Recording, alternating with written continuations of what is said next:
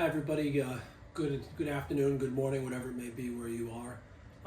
This video is going to serve as the instructional video for the installation of the H12 style cooler filter kit that you have purchased. I really appreciate your commitment to the Central Digger Supply and the products that we're able to offer you. And I hope this kit treats you very well for a long time. If you have any issues with the kit, please let me know. I'm more than happy to talk with you, talk you through things, whatever it may be. So let's take a look at what comes in the kit, and then we'll go over exactly how to install it on your machine. So the kit has a few basic components. Okay, well, obviously we have the oil cooler here. We have the filter assembly, so the filter and the top mount there. We have our hydraulic hose, and then I have a fusible link that I've included just so if you wanted to add this into your machine, you can. The hydraulic oil cooler does have both fittings that are needed, as well as the pigtail. It has been wired, and I went ahead and labeled it positive and negative. Now, something to remember about this specific cooler is this arrow is the airflow, and that cannot be changed. So normally with DC, you just switch the wires and it runs the opposite way. This cannot be changed. It always will blow air this way. So if you want to blow air out of the engine bay, you mount it one way. If you want it to blow air in the engine bay, you flip it around and you flip the fittings, and you can suck air in from the outside. Totally up to you. So the first thing you need to do is remove the back cover of your machine, and this is going to go ahead and expose 99% of the things that we're going to be working on. So up here we have our hydraulic return line. Our filter is going to get mounted here, and we're going to actually reroute the hydraulic line. So the first thing that we need to do for actually installing this is you want to go ahead and make sure that your hydraulic fluid is below the level of this fitting. If it is not, I recommend maybe firing your machine up and extend all of your hydraulic cylinders all the way out. That should drop the fluid level pretty far, and hopefully you can avoid losing a bunch of fluid out of this connection. So we're going to break this hose loose, and then what we need to do is pull the return hose back through and out the area where your feet go. So I'm going to undo this, we're going to pull it back through, and we'll regroup again. Now we have our return hose right here. Obviously it's coming down from the valve body and it goes up underneath. What you need to do is you want to take it and you want to put like a loop in it, okay? And you want to tuck it down underneath. And the goal is you have to go underneath here and into the engine compartment side. Now when you go to mount your cooler, I recommend strongly that you have the cooler sucking the air in to the engine compartment. I found if you put it the other way, between the suction of the motor and the little fan, there's not enough airflow to really do any proper cooling. So what you want to do is you want to take the side panel off. This is going to make it a lot easier for you to work.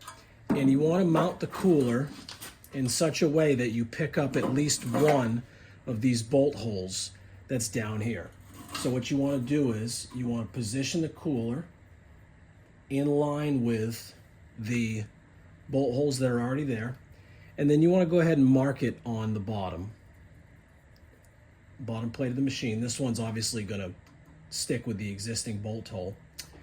And then what you want to do is get a good measurement of how far this bolt hole needs to be away from the other ones that are there, because you're going to have to transfer this mark onto the side panel to go ahead and drill the holes that you need. So we're looking at approximately 2 inches, center to center, away from that frontmost hole.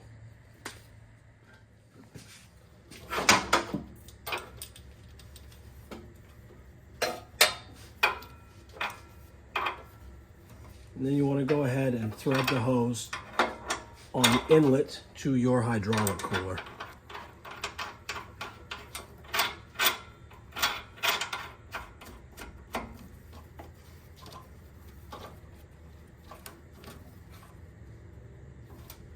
And then we're going to go ahead and snug this up also.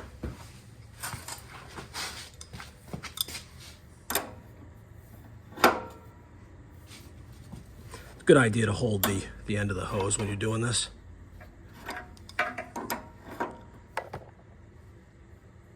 All right. So this is our return line coming into our cooler. So what I'm going to do now is I'm going to go ahead and attach this return filter housing to the existing inlet on the hydraulic tank.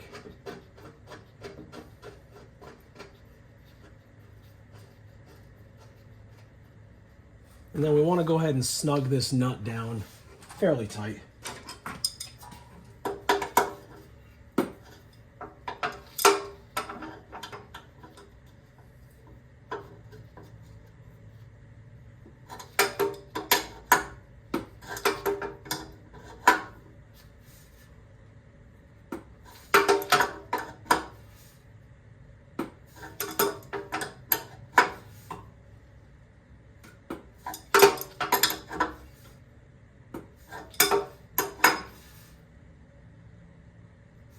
Don't be afraid to really get after these, their fittings. They'll be completely fine. Now, if you notice, there is optimum clearance, okay, between the bottom of my return filter and the hydraulic pump. I can very, very easily undo this, swap it out with a new one, good to go, no problem at all. The other thing you want to do is you want to take a look at, let me get this back on. You want to take a look at the orientation of this, this inlet here. It should be facing straight down. If for some reason it's gotten bumped or whatnot, I recommend just go ahead and facing it straight down. Now what you need to do is you need to attach the new hose that I provide for you to this outlet, and you're going to run it around the back of the engine. You're going to run it around the back of the engine and up into the new return filter.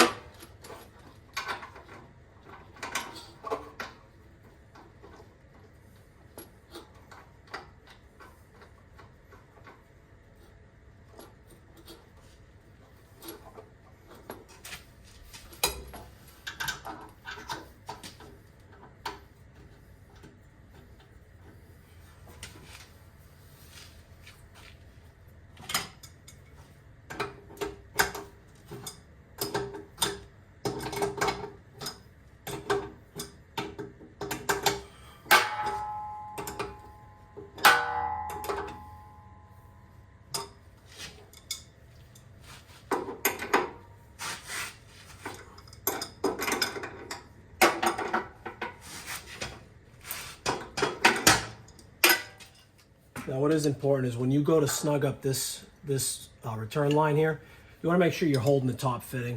It's not good to put a bunch of undue stress on the filter housing unnecessarily. So we're going to go ahead and hold the top fitting as we tighten the bottom.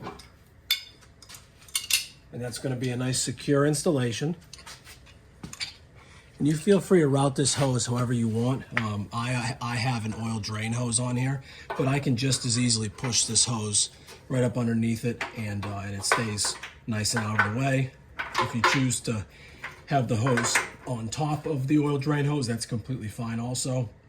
You just want to make sure that there's no chafing risk down around here. The last part of this is going to be the wiring. Now your caps,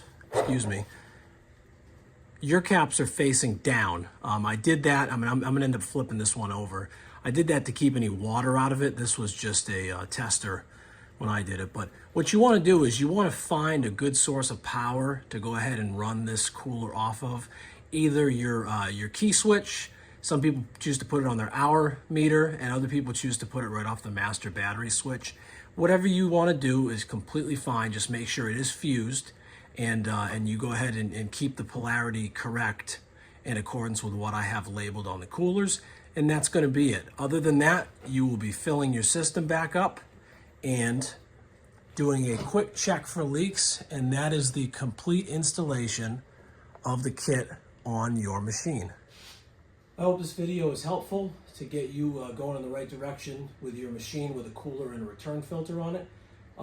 If you choose to add on a gauge onto that return filter, it is tapped for it. And beyond that, if you have any issues or you need some assistance or whatever it may be, feel free to shoot me an email. I'll get back to you right away. And let us know if there's anything else we can do for you at Central Digger Supply. For now, Cam Sweet here from the Garage Connection, and good luck on this project.